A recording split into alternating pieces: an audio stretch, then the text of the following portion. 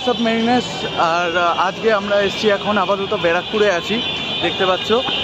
আর আজকে আমরা যাচ্ছি, ইন্ডিয়া টিমের খেলা আছে, ইস্টবেঙ্গল আছে মোহনবাগানের, গাড়ি ম্যাচ আছে। আমরা যাচ্ছি আজকে স্টেডিয়ামে, ব্যারাকপুর স্টেডিয়ামে আপাতত এখন আমরা যাব, সেখানে গিয়ে দেখা হচ্ছে। সো এখন আমরা স্টেডিয়ামের দিকে যাচ্ছি।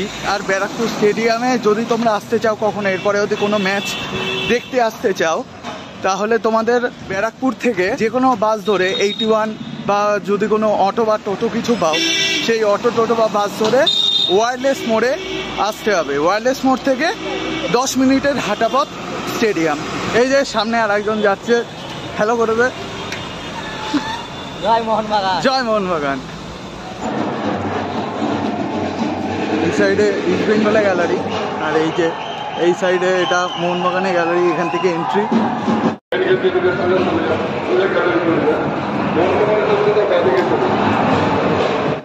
ব্যারাকপুর স্টেডিয়ামের গ্রাউন্ড।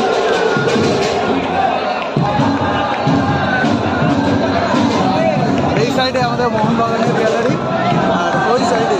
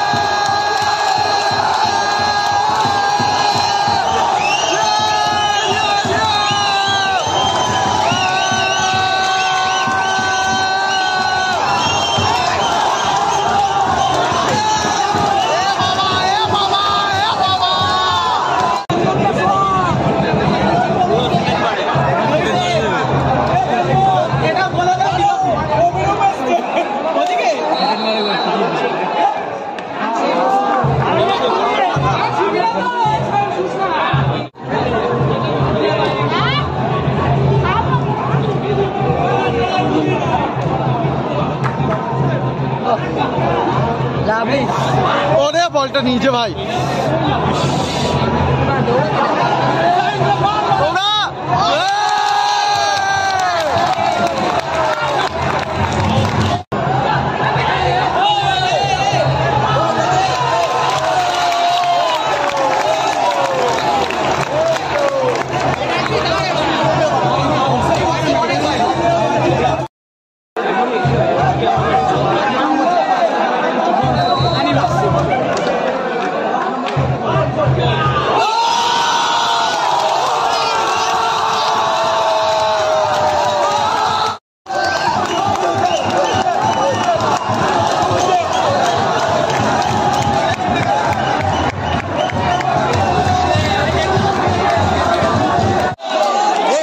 হাফ টাইম হলো, মোহনবাগান 2 ইস্টবেঙ্গল 0।